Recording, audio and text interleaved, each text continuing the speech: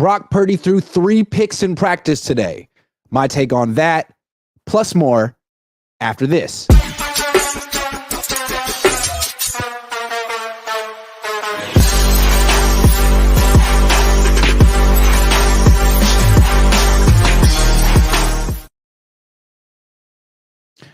What's going on, everyone? Grant Cohn here. By now, you've probably heard that Brock Purdy threw 3 picks in camp today. It's not the biggest deal. We know who Brock Purdy is. Last year, he threw a lot of picks, and we didn't know as much about Brock. The question was he ready to come back from elbow surgery? And even though, according to him, he wasn't fully recovered and he had a rough camp, he found a way to play extremely well last year because he's a very good quarterback. We know that about him. So he has a day like today. We know it's in him. We know he's done it before, but every quarterback has days like them in it today. Does it mean it was a good day for him? No. He messed up.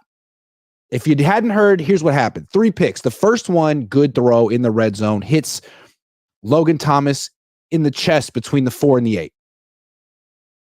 And he drops it. And it deflects to Fred Warner. He catches it. So that one's on Logan Thomas. Next one, he's under a little bit of pressure. Holds the ball a while. Although in practice, there's no actual pressure. Like, you can't get touched. You can extend the play as long as you want. Defensive players will run to a quarterback and mimic tagging him and then run away. So he extended the play. He had Braden Willis running a sail route. He wasn't particularly open, but it was a throw that Brock felt he could make. About 20 yards downfield, rolling that direction, threw it off his back foot, sailed it a little bit. Not the worst throw in the world. It's just that he was tightly covered by Diamador Lenore. It was zone coverage. Lenore was playing the deep third on that side. You had the backup tight end coming across the field, and Lenore read Purdy's eyes and didn't even jump the route. It was just a poorly thrown pass.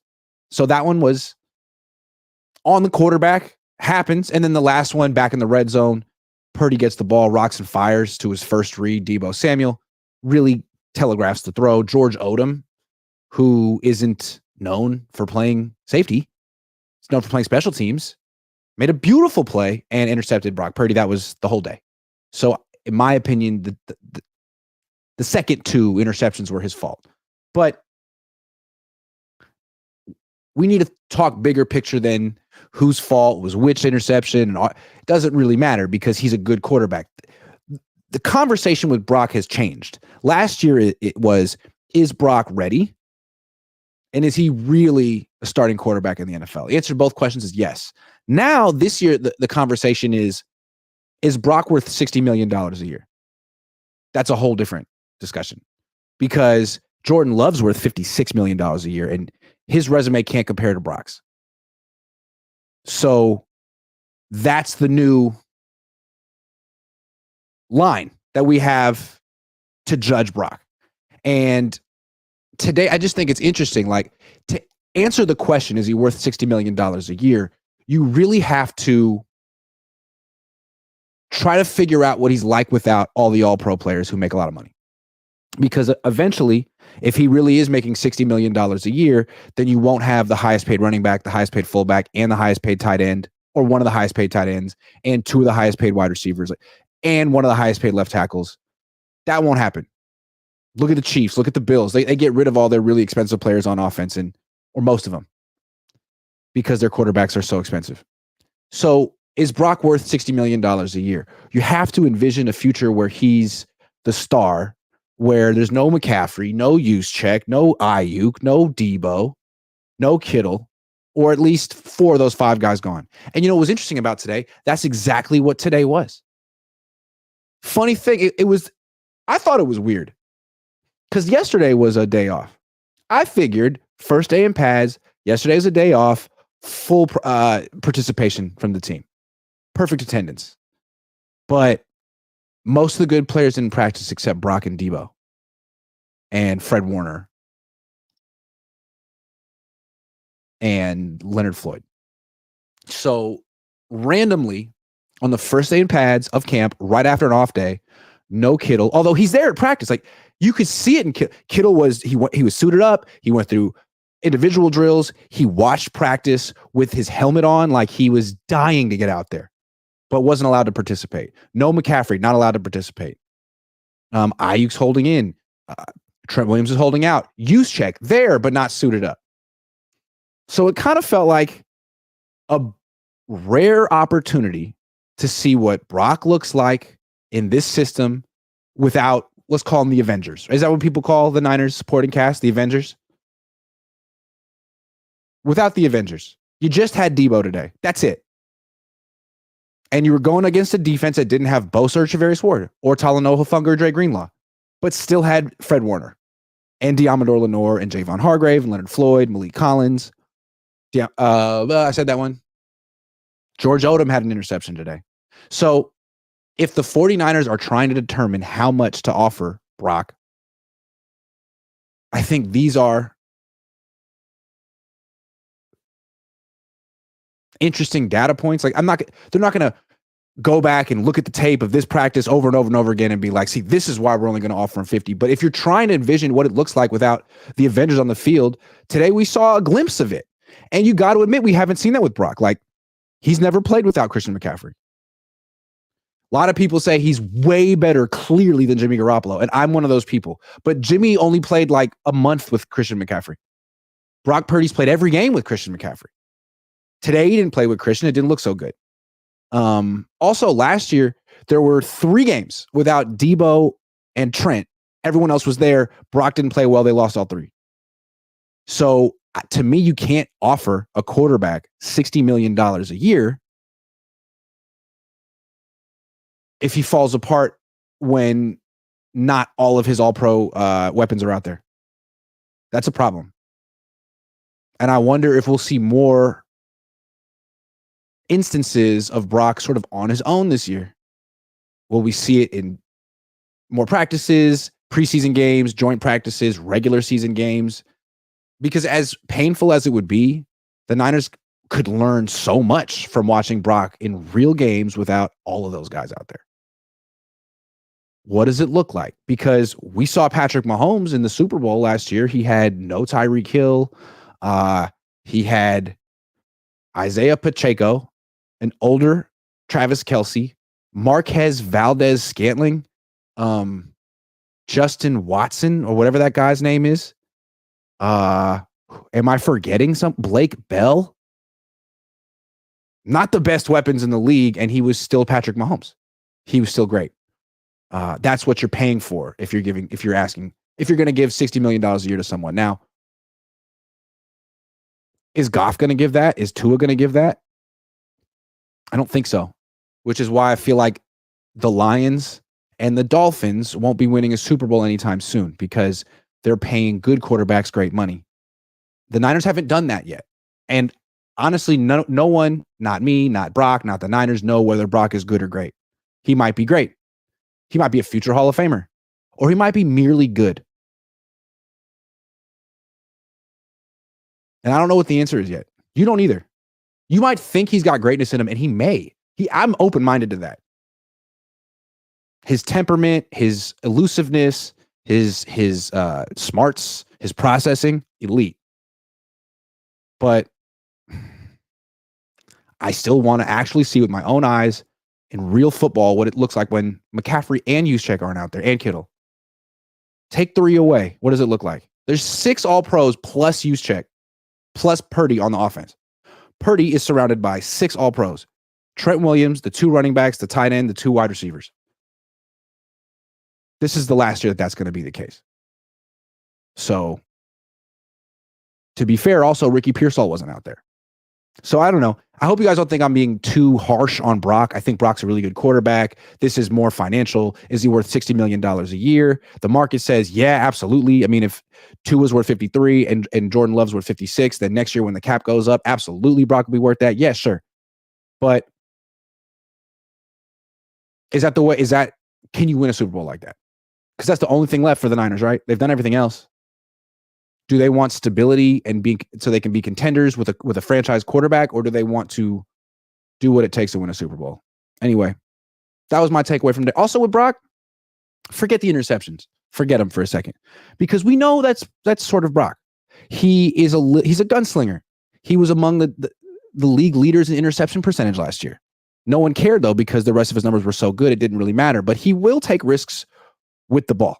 That's his game. If he continues to throw 30 touchdowns a year and 4,000 yards, it really won't matter that he throws 10 to 15 picks a season, depending on how many the defense doesn't drop.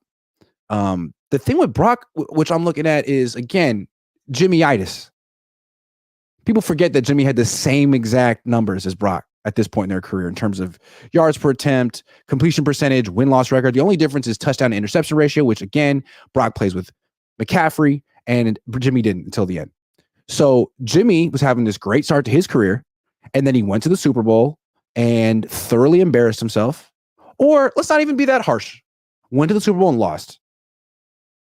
Had a lead, lost, and never was the same. He was objectively a better quarterback before that game than after. Ever since that game, he has been scared to throw deep because he's bad at throwing deep.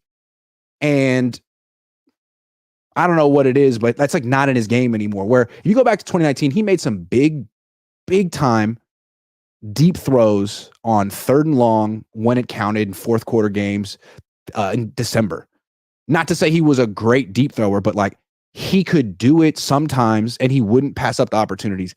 After that game, he wouldn't do it anymore because in camp, when he practiced, he would miss by a lot. It's almost like he had the yips, which is a mental block.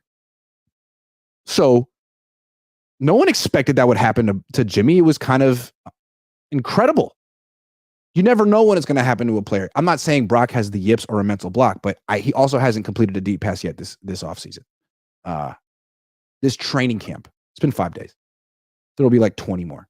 So something I'm watching for, not really drawing any conclusions, but I'm noticing that he throws 1 or 2 deep passes a day and he hasn't hit one yet. We've seen him hit deep passes. I can't forget the Jimmy experience. I can't. And when you watch a quarterback throw 3 picks in a practice, you're like, oh, I remember that. That was the kind of thing Jimmy did. Now it's the kind of thing most quarterbacks do. And I just cover the 49ers. If I covered other teams, I'm sure I would understand how commonplace this is. But it just really underscores where the conversation has evolved to with Brock. Is he the $60 million man? And today the answer was absolutely not. No. Whether or not the picks were his fault. So it's always tomorrow, though. He could always earn that contract tomorrow. Brandon Aiyuk was at practice today, and his presence was quite interesting. It's kind of bizarre. You request a trade, and then you show up to camp so you could go to meetings and be with your teammates. And then you go out to practice, but you stand there by yourself. Kind of off with the other injured players, but you're not injured. You're standing next to like the weight room by yourself, and people go over to you. Frank Gore walked over. Dante Whitner walked over. Eventually, Talanoa Funga, Dre Greenlaw, the injured guys were sort of milling around, but at a certain point, Spencer Burford was injured. He walked over to the offensive lineman. Like, there was no rule against going and mingling with the players on the sidelines as they practice. That's usually what players do. They end up gravitating to other players, teammates, whether they're practicing or not. And all I could notice was that Brandon wasn't doing that. He was just standing sort of closer to the media, watching practice, standing up, sitting down, swinging his arms. He looked like he had a lot in his mind. And he also looked like either he was disconnected from the team or alienated from the team. It just seemed, I didn't know how to interpret it. I wonder, does he not want to be here anymore? Does he sort of, I had all kind of questions. Like, I was expecting him to show up today with an extension and to be in pads to practice, because that's what happened with Debo. Debo got upset. Debo requested a trade. Debo showed up to camp. Debo held in. Debo signed an extension, was out there day one of pads. So I thought, okay, well, Debo's advising him. Why won't the same thing happen to Brandon? But it didn't. Maybe the Niners are less motivated to get something done with Brandon. Maybe they haven't offered up their offer to him. Maybe they never will. Maybe Brandon was standing there and realizing, man, I'm going to have to play in the 5th year option this year. This sucks. Maybe that's what was going through his head. I don't know. But you wonder, right? Like, what's happening here? Why are you here by yourself? Like, do your teammates, are they turned off by his whole drama this offseason? Saying he's done taking a back seat and really putting himself above a lot of players on the team? Are they, or is he simply out? Has he figured out, like, I'm not going to get an extension here. I really would rather play in Pittsburgh or Washington. No offense to my teammates, but I don't want to be here anymore. I'm holding in, because to me, it's like when he shows up to camp and they try to spin it as like, well, he loves football so much. He wants to be around his teammates and be there in the meetings. It's like, no, he's pulling a Marshawn Lynch. And I love Marshawn, but Brandon is literally just here so he doesn't get fined. That's the only reason he's here. I'm here so I don't get fined. And so you go out to watch practice, but is it to be around your teammates and the team, or to show the media that you're there so that we talk about you? I'm leaning the second one. He doesn't seem like a guy who wants to be here, which is fine. He wasn't. That's the thing. Being a college athlete is so different than being a pro athlete. College athletes really pick the team they go to when they're invested in their success. Like, I don't think Aiyuk ever really wanted to be on the Niners. He got drafted by them. I think he probably would have preferred to go to Green Bay and play with Aaron Rodgers. He came here. He had to take a back seat to other players. He didn't get that many targets. He had to play with Jimmy G. He doesn't get to play with a real deep throwing quarterback. He has all these grievances. He's never seemed invested. And now he shows up so he doesn't get fined and that we talk about him. But I'm not interested in saying the Niners are screwing him over anymore. Like, I'm not picking sides here. It's business, and he didn't handle himself well. Shrewdly. You know who did handle himself shrewdly this offseason? Jawan Jennings. Colton McKivitz. Christian McCaffrey. Trent Williams. Guys who actually got extensions or are going to get extensions. Brandon kind of played himself. And it's sad to see, I think. Like, no one is mad at Brandon. I think they just think less of him. It's like, dude, you made yourself seem like you were being wronged. You asked for a trade. You wanted public sympathy. You show up to camp anyway. And nothing you did worked. So now you're just kind of off in the corner. And you've put yourself there. I don't know. Now, in his defense, it's not like the offense did well without him today. Maybe if Aiyuk was out there playing, the quarterback wouldn't have thrown 3 picks. But I don't know. It just seemed kind of pathetic to watch him stand there, knowing the only reason he's standing there is so he doesn't get fined. Couldn't even bring himself to walk to the other side of the field to stand next to Debo or Jawan or Leonard Hankerson or anyone, John Lynch. But I mean, maybe it's like he tried that, right? He was there last week. He was talking to Lynch. He still didn't get his extension. Maybe he was as surprised as I was that he wasn't practicing today. How do you interpret Brandon Aiyuk just standing there? What do you think he was thinking about? I don't know. But it's kind of interesting. Let's talk Aaron Banks. Did you guys notice that Aaron Banks did an interview today and was asked about Spencer Burford? Someone, I think it was Matt Barrows, phrased it like, Chris Forster was just out here, and he talked about Spencer Burford's mistake, gaffe in the Super Bowl, how tough it was on him. Like, did you offer him any advice? And Aaron Banks, who I really like, he's an East Bay guy, and he seems really authentic and down to earth. kind of winces, like has a visceral reaction to the question, which is real. And he says, "Ooh, that's a sore subject." Like it kind of literally hit him in the face. Like, "Ooh, that's a sore subject." And he sits with it for a second and goes, "Yeah, I'm going to pass on that one."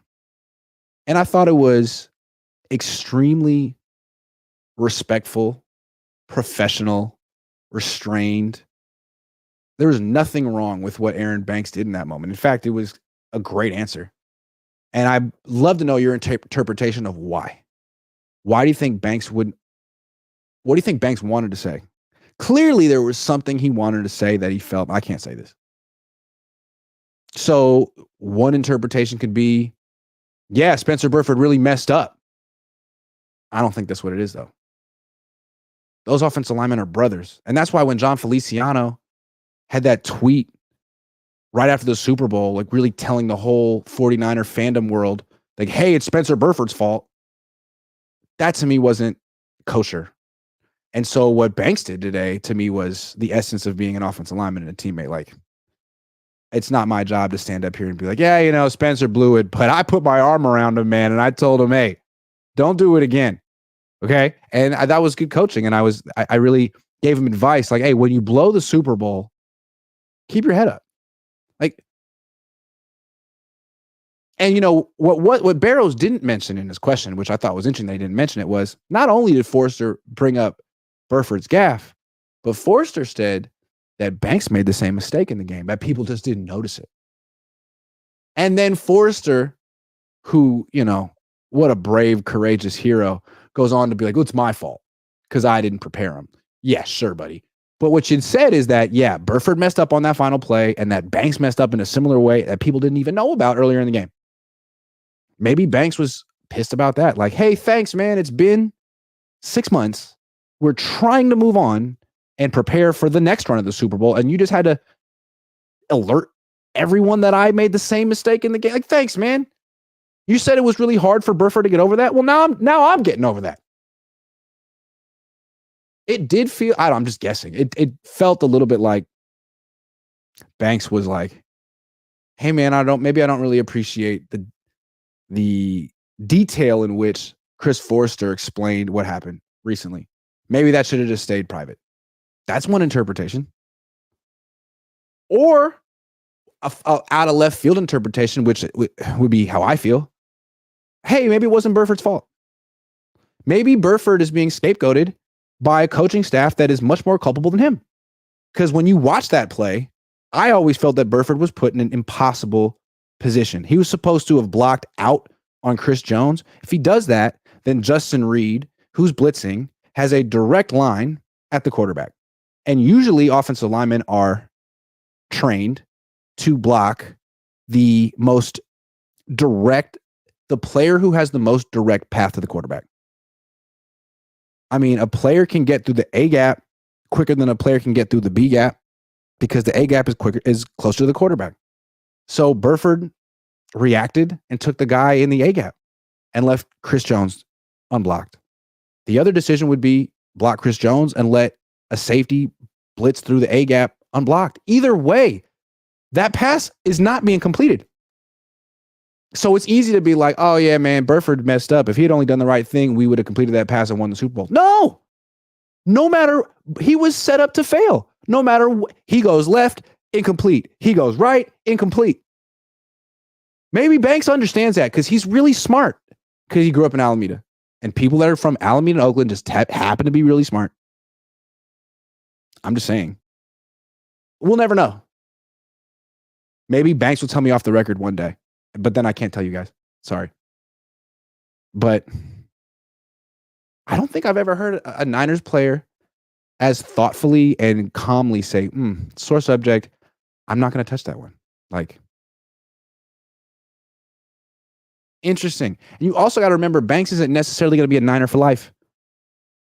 He's eligible for a contract extension, right meow. And he's not going to get it. He's not holding out. And then next year, if he has he'll either sign a really cheap deal here or he'll get a lot more money somewhere else. Because the Niners aren't going to offer him much. Maybe they'll offer him $2 million a year, maybe three. And then some other team will pay him 10, 11, 12, $13 million a year and he'll be gone. So he doesn't really have to drink the Kool-Aid and toe the company line. All he has to do is keep his mouth shut, say, I'd rather not answer that question, and play good football, which he's doing. Oh, I thought that was interesting.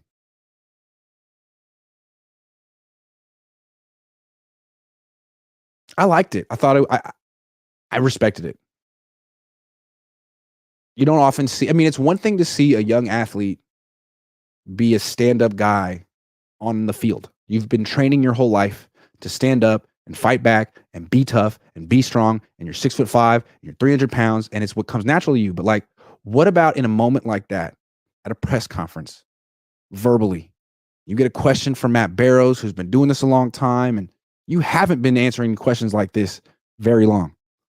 And you have a decision to make. Like, do I just throw Burford under the bus again and make myself look good? Or do I sort of, do the needle? Everyone's all uncomfortable in the press conference. Yeah, sorry. That's how I feel. I respected it. I wonder if I would have been like that. Good going, Aaron. Official B&A Music 88 says BA would have got paid if he showed up fat like Debo. Maybe that was the thing with Debo. Maybe he got paid because he had no leverage left. He came back out of shape and he was like, all right, man, give me whatever. I don't know. Maybe the Niners are inconsistent. West Side says Grant looking like Guido Lombardi with the coat and chain. I'm Italian too. Where you find that? Lombardi's dumpster? I'm dying. It wouldn't fit Lombardi. He's like 6'4", okay? We would not wear the same stuff. Did you guys see his report today? Apparently none of Brock Purdy's interceptions were his fault. It was everyone else's fault. Here's what I don't like about that type of coverage. Because he called himself the only honest coverage, so we have to discuss it. It's public forum. This isn't personal. This is ethics, journalism. It's not his job to defend Brock Purdy. It's his job to tell the truth. And when he says Diamador Lenore out-muscled Braden Willis for the ball, that's a lie. That didn't happen. It was an overthrow. You don't have to make Braden Willis look like a punk to protect Brock. You could just say, Brock threw some picks today. He's still really good. He did this last year. It's not indicative of anything. Days like this happen to all quarterbacks. That's a fair thing to say. That's the truth. But to go a step further and be like, actually, none of it was Brock's fault. And Aaron Banks missed a block and Braden Willis got punked. It's like, dude, don't lie. Just say what happened. Brock didn't play so well. He'll play better tomorrow or not. We'll see. That's dishonest. And it's like trying to shape a narrative as opposed to trying to tell people what happened and letting them interpret it. He threw 3 picks today. One of them wasn't his fault. He's a good quarterback. It's practice. It's not even August yet. First day in pads. Don't overreact. That's sensible. Not like Braden Willis messed up. Aaron Banks needs to get his stuff together. Like, okay. Sure. And maybe like if he occasionally gave Brock that treatment, it'd be fair. And it's like, well, that's just how Lombardi thinks. But like Lombardi would never criticize Brock about anything. Brock could throw 5 picks in a practice and it would be Colton Kivitz's fault, Kyle Shanahan's fault. Psych. All the easy targets, the guys low in the totem pole, those are the guys whose fault it is. That's courageous. But that's kind of the Niners culture, no? They lose a big game and it's like, okay, we're going to blame. Are we going to look in the mirror?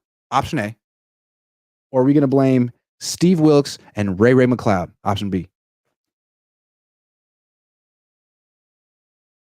I'm just saying. Okay. Let's do some sleeper picks. As you know, my channel is sponsored by the Sleeper app. And if you haven't downloaded it yet, you really need to, because I'm doing a really generous promotion. Here's how it works. If you do a $10, let's say your first deposit, up to $100, they match it. So you put down $100, now it's a $200 deposit, which you can use to make some picks. But let's say you just want to put in $5, the minimum wager. Hit me up on Twitter and show that you use the promo code Cohn on your first deposit.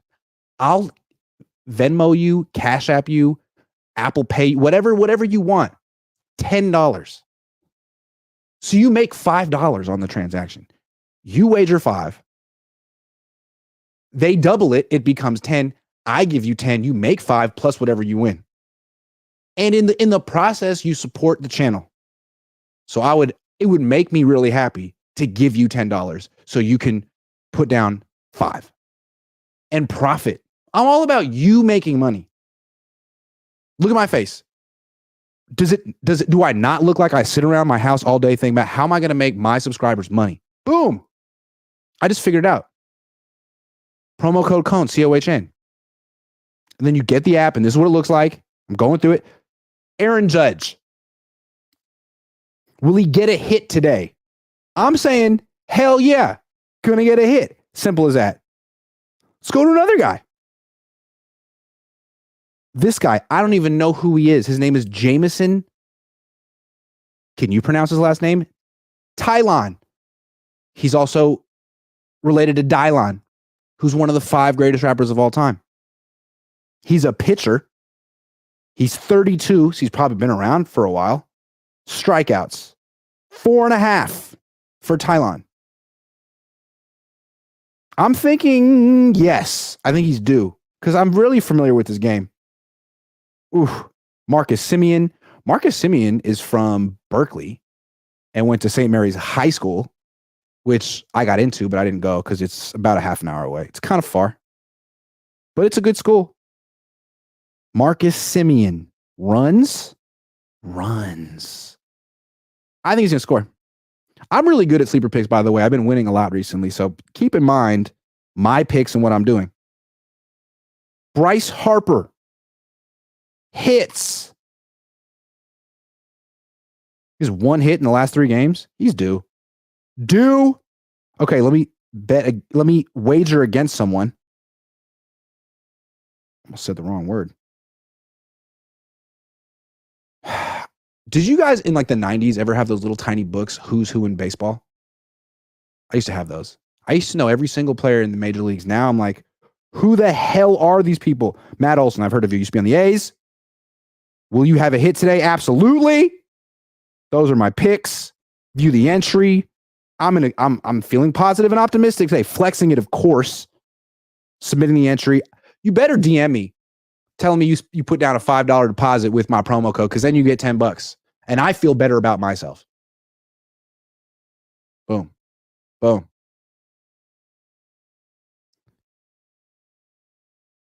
Bayo Boy 1980 says, Grant, why does DL toe the company's line and isn't given the fan base real info, the team like you, Jesse, etc.?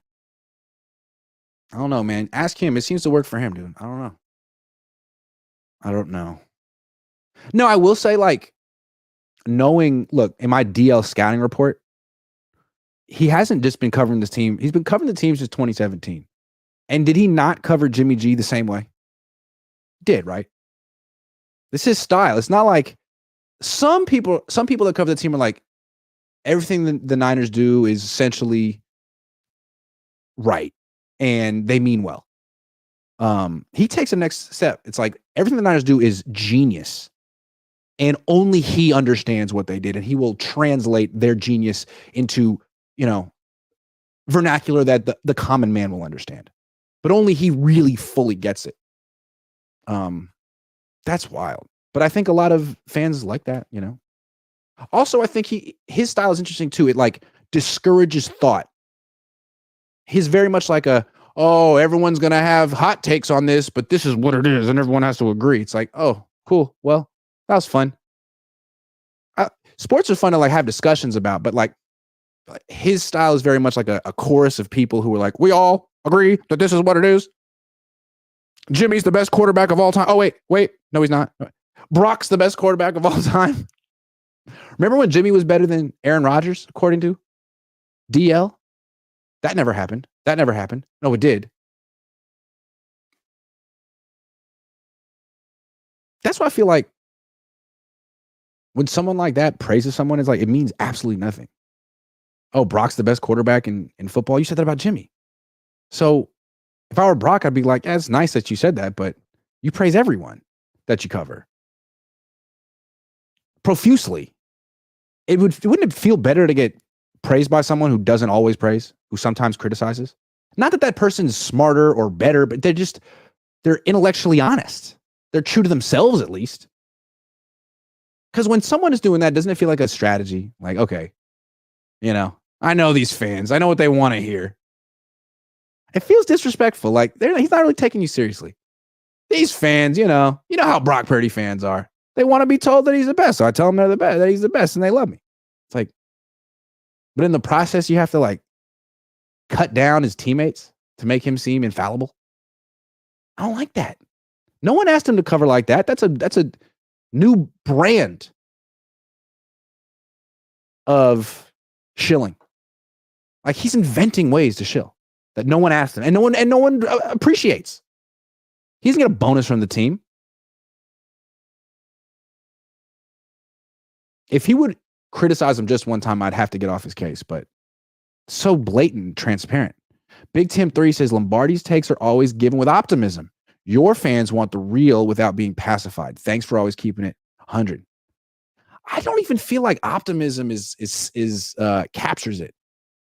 It's not just like, hey, the Niners are like, I really think that this is their year. It's like it doesn't matter if they win the Super Bowl. They're the best team in football. They've been the best team in football. Brock's the best quarterback. He's got the best base of any quarterback in the league. He's quicker than Lamar Jackson. Kyle Shanahan's a genius. The fact that they haven't won a Super Bowl is just a statistical anomaly. But if you look at their EPA and this advanced stat and this advanced stat, that's more important than actual Super Bowl victory. You'll see that they're clearly not just the best team in football, but the best team of all time, the greatest Niners team ever.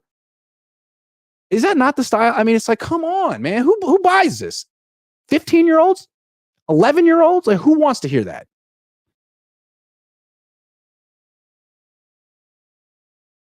A lot of people. I don't know. I feel like, look, I don't want to just dump on Niner fans. I know what it's like. You want to hear that stuff in July and August because why not? Yeah, give me hype. This team is money. This team is incredible. But then when reality sets in at some point in December, January, or February, like you want to know like what really happened. So you won't get that from him, but you'll get it somewhere. Somewhere. A lot of places. Yeah. So I mean, there's the two sides of the fans, right? The side that wants to be told what they want to believe, and the side that wants to be honestly learn what just happened. So now is the like looking forward. We're gonna go 17-0 win the Super Bowl time. So great, but he doesn't have the answers when they lose the Super Bowl. He picks them to win, they lose, and there's no explanation. It's like, it's not a 7-game series, so funny things happen. One more thing, and then I guess we'll stop. Kyle Shanahan talked today and was asked about Jordan Mason and Elijah Mitchell. And it's like, hey, seems like Jordan Mason's kind of taking Elijah Mitchell some of his snaps as the number 2 running back. And Kyle like finally had to acknowledge it. He's like, yeah. And that is nothing against Elijah. Elijah hasn't slipped at all. Jordan is just so good and he's improved so much and he's undeniable. It's like, yeah, that's true. But what is this Elijah hasn't slipped at all stuff? Kyle's Mr. Keep It Real, right? Trey Lance, hey man, we traded up for you, but you're just not good. Sorry, kept it real. Not my guy. Jimmy Garoppolo, we gave you $130 million, but you're not that good. Keeping it real. Sorry. You're out. Brandon Aiyuk, man, you're just a second team all pro, but you're kind of a product to me, and we're not going to give you what you want. Sorry, buddy. Keeping it real. But Elijah Mitchell? Like, yeah, he has slipped. And you know why Elijah Mitchell has slipped? Because Kyle overused him when he was like 22 years old, got him hurt like 14 times, and he's not the same player anymore. Yeah, he slipped. And yeah, you're culpable, Kyle. You ran that guy into the ground. You did. And you haven't run Jordan Mason to the ground because you refused to freaking play him. So, yeah, Jordan Mason definitely gotten better, but Kyle has been in complete denial about Elijah Mitchell for like 2 years. And it's fine. I mean, it's one thing for a coach. I mean, look, if that's how Kyle was all the time, just relentlessly optimistic about all his players, you'd be like, all right, that's fine. Yeah, like he's trying to speak it into existence. Get it. Love it. But he's not. He's Mr. Keep It Real. Except with Elijah Mitchell and like a few other players. I don't understand it. But, that's my little, who cares? The important news is that despite Kyle Shanahan being somewhat delusional about Elijah Mitchell, he has come to terms with the fact that Jordan Mason has at least reached Elijah Mitchell's level, if not surpassed him. And now the Niners' second best running back is going to get some playing time as opposed to last year, which couldn't hurt.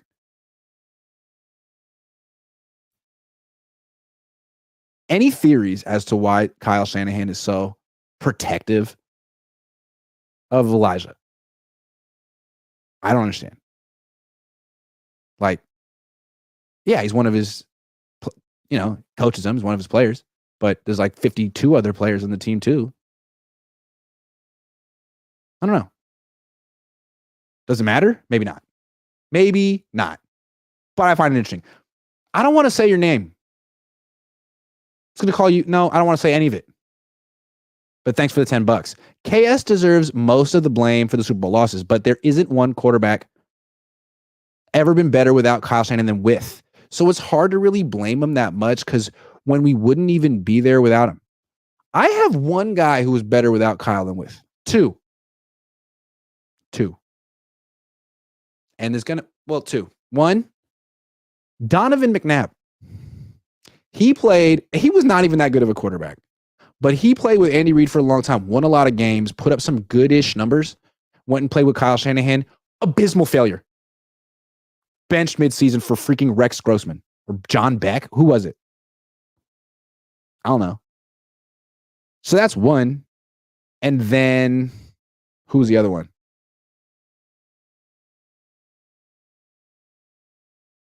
Kirk Cousins.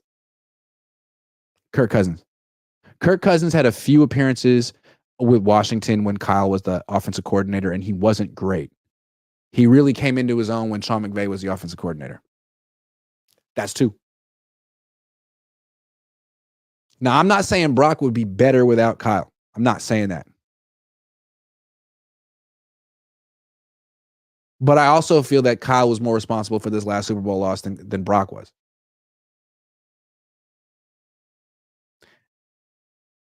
And again, it's like Kyle's been so candid and willing to say that Brock's mistakes were those third down throws where the one where he went to Jennings and he should have went to Aiyuk on third down late in the fourth quarter. And there was another one. It's like, yeah, those are the two that he messed up, but he knows. And we talked about it. It's like, all right, Kyle, cool. Now you go. What were your 3 plays that you'd like back? Because he's so quick to just reveal these very personal things. Like, yeah, Spencer messed up. He knows what he did. Yeah, Brock messed up. He knows what he did. All right, Kyle, give me 3 plays that you messed up. Be as brutally honest about yourself as you are about your players. Can you do that? I think you have to. If you're Mr. Keep It Real, you got to keep it real with yourself. You should be almost most willing to do that about yourself, to sort of set an example, not just to us, but to your teammates. Like, yeah, man, this is how it's done. You think I'm critical about you? You can't even fathom the standard I hold myself to publicly.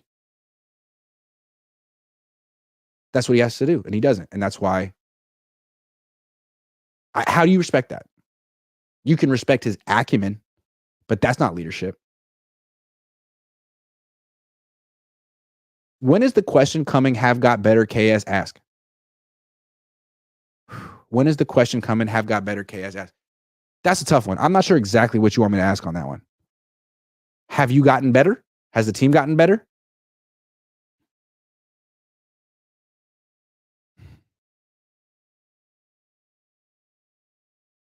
Okay, I have a question. What would you rather have? I think this is an interesting question. Would you rather have Brock Purdy and a really good offensive line, or Brock Purdy and Kyle? That's the question. Would you rather have Brock Purdy paired with a really good offensive line, or Brock Purdy paired with Kyle? Because you'll never have both. As long as it's Brock and Kyle, there won't be an offensive line. There might be a left tackle. But it'll always be Kyle's genius and Brock's escapability working around terrible pass protection, as long as Kyle's here. So no matter how many weapons they have, Kyle is super necessary because he has to trick. No matter how talented they are on offense, they can have the number one offense in the league with a really good quarterback. They still have to trick the opposition because their offensive line isn't good. Or would you just like to have 5 good offensive linemen, an MVP candidate quarterback with time, and a good coach? Not a genius, a good coach, solid coach. Would you rather have? Seems to me if you really think Brock is special, you'd rather have the offensive line. If you really think Brock is a future Hall of Famer or a perennial Pro Bowler or an elite quarterback, Kyle isn't necessary. An offensive line is necessary because he's so good. You give him time, doesn't matter who he's throwing to, doesn't matter who's calling the plays. You give him time, he'll make it happen because that's what elite quarterbacks do. But if you think, oh, he's okay, he's a top 15 quarterback, top 20 quarterback, but Kyle is still not just a star, but absolutely essential. If he goes away, all this falls apart.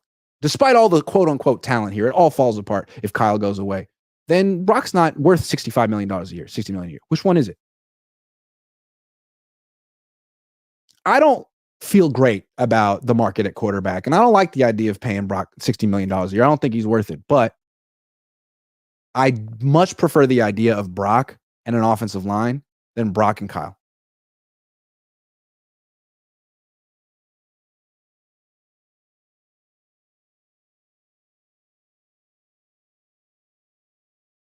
That's all I got to say. And this is going to play out. They're going to pay him. They're not going to give him an offensive line, and then he's either going to get hurt or he's not going to maintain his current level of efficiency, and you're going to have to take sides. Is it Brock's fault or is it Kyle's fault? Jed will have to take sides. And he'll be much more invested in Brock at that point. So we'll see. That's the show for today. It's almost 4:00. I got some writing to do, some splaining to do. In fairness, Feliciano made it clear that it was Burford that effed up after the Super Bowl. Yeah, we got that. But it's like that's what Feliciano did. He was not being a good teammate. And then you saw what Banks did today. Maybe that was Banks' response. Like, you know what? We've talked about this enough. And you know why we're talking about it is because of John Feliciano. So enough. I really respected Aaron Banks for that. Don't know how you guys felt about it. I'm done. Thanks for watching. Please like and subscribe the stream. I don't know. We got 1,400 people watching. I don't know how many people have liked it. Before you leave, just press a little thumbs up. I would like that. It would really make my day. Then go online and find the Cohn Zone podcast. You get all these in audio form, and then give a 5-star review and say, I like Grant. He's a nice person and handsome and sensitive, but strong, but humble. confident, and well-spoken, and thoughtful, intellectual, athletic, tall, in good shape, you know, friendly, well-groomed, hygienic. Like, if you could put all that in the review, I would appreciate that. You know. So thank you. Thanks for watching. I'll be back when you least freaking expect it. Practice tomorrow.